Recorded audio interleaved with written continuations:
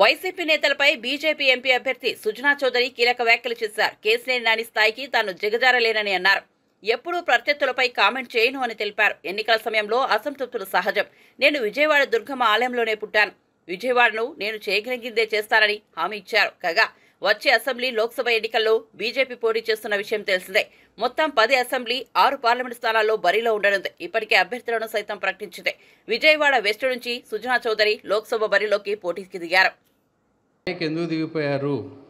ఆయన నా దగ్గర మేము కలిసి ఉన్నప్పుడు 10 సంవత్సరాలు ఆయన ఒక మంచి వ్యక్తిగానే నేను చూశాను. ఆయన స్థితి ఇంత దారుణంగా తయారవుద్దని, ఇంత త్వరితగతిగా ఇలా స్టాండర్డ్స్ ఇలా దిగిపోతాయని నేను ఎప్పుడూ ఊహించలే. నేను ఇప్పుడు ఆయన్ని సానుభూతి తప్ప నేను ఇంకేం చేయలేను. ఆయన నేను చూస్తున్నాను కొన్ని కామెంట్స్.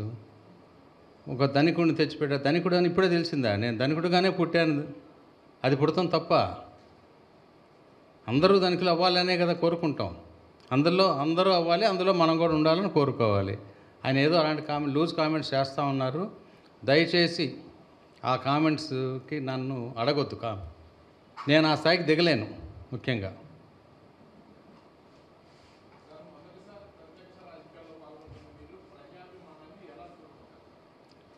అది మన తెలుగు సినిమాలు వెండి తెరపై చూడాలని మీరు వెయిట్ చేసి చూడండి.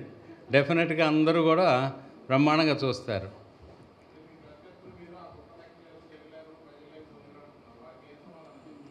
ఇప్పుడు నేను ఎందుకు సమాధానం చెప్పాలి? రేపు చేసి చూపెడతాను నేను. ప్రత్యర్థులు వాళ్ళ పని వాళ్ళు చేస్తారు కదా. ప్రత్యర్థులు ఎలాగైనా కామెంట్ చేయాల్సిందే. నేను ప్రత్యర్థుల మీద ఏమీ కామెంట్ చేయను.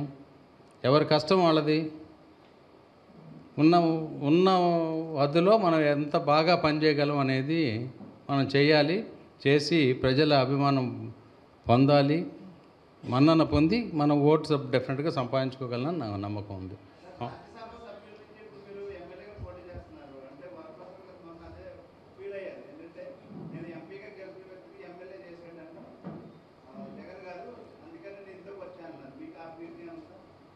నాకు ఏ రకం నేను ఇది ఒక మంచి పెద్ద అదృష్టం కింద ఫీల్ అవుతున్నాను. నా ఫీలింగ్ అది.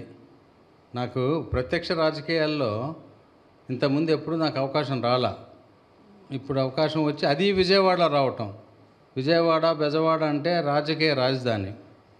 ఇక్కడ బ్రహ్మాండంగా ఉంటుంది. అసలు ఎమ్మెల్యే ఏమేం చేయగలడు అనేది ఎమ్మెల్యేకి కొత్త నిర్వచనాన్ని నేను డెఫినెట్గా ప్రూవ్ చేయగలనని నాకు నమ్మకం ఉంది. Okay, thank you.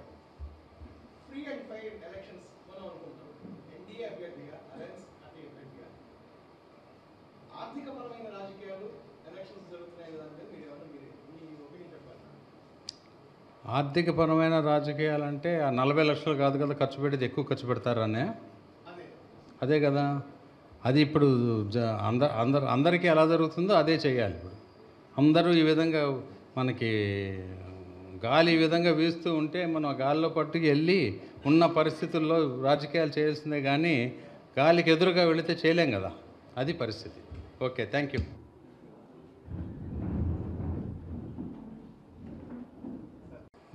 వచ్చి 10 సంవత్సరాలు అయింది. 2014 నుంచి 2024 వరకు. నరేంద్ర మోడీ గారు ప్రధానమంత్రిగా కంప్లీట్ చేసుకుని కూడా 10 సంవత్సరాలు అవుతూ ఉంది సుమారుగా. ఆ సందర్భంగా ప్రధానమంత్రి నరేంద్ర మోడీ గారి సారథ్యంలో భారతదేశం యొక్క ప్రతిష్ట ఎంత పెరిగింది అనేది వివరంగా చెప్పాలంటే అందరికీ తెలిసిన విషయమే. ప్రపంచంలోకే భారతదేశం ఒక ఆర్థికంగా అభివృద్ధి చెందుతున్న దేశం కింద గుర్తింపబడింది. ఇదివరకు ఎప్పుడు భారతదేశాన్ని అండర్ డెవలప్డ్ కాకపోయినా డెవలపింగ్ కంట్రీ అనేవారు. ఇప్పుడు మనది డెవలప్డ్ కంట్రీ కిందకి వచ్చేసింది. వికసిత్ భారత్ అని మనం చెప్పుకోవచ్చు.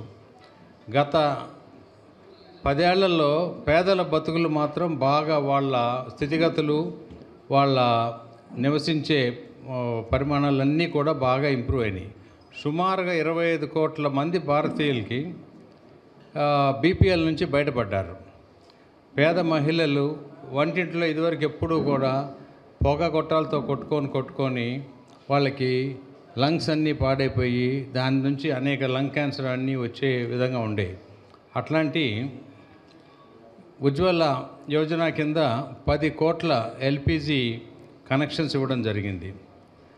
ప్రధానమంత్రి ఆవాస్ యోజన కింద మన మొత్తం 4 కోట్ల చిల్లర హౌసింగ్ స్కీమ్స్ ద్వారా ప్రజలకి ఇల్లులు వచ్చినాయి. ఇకపోతే ఇంకొక 1 ఇయర్లో సుమారుగా ఇంకో 2 కోట్ల ఇల్లులు నిర్మించబోతూ ఉన్నారు దేశం మొత్తంలో. పేదలకు ఇదివరకు ఎప్పుడు కూడా మందుల సౌకర్యం ఉండేది కాదు. అందుకే మన దగ్గర ఇన్సూరెన్స్ స్కీమే ఉండేది కాదు ప్రాపర్గా. ఇప్పుడు ఆయుష్మాన్ భారత్ కింద తీసుకొచ్చి అందరికీ కూడా మందులు బాగా చౌకగా దొరికే విధంగా అందుబాటులోకి తీసుకురాగలిగారు. దేశంలో పర్టికులర్గా చిరు వ్యాపారులకి, ఎందుకంటే మన దేశ ఆర్థిక వ్యవస్థ, ఆర్థిక పటిష్టతే small and medium industries, small traders కాబట్టి వాళ్ళని అసంఘటితంగా వ్యాపారం అయినప్పటికీ కూడా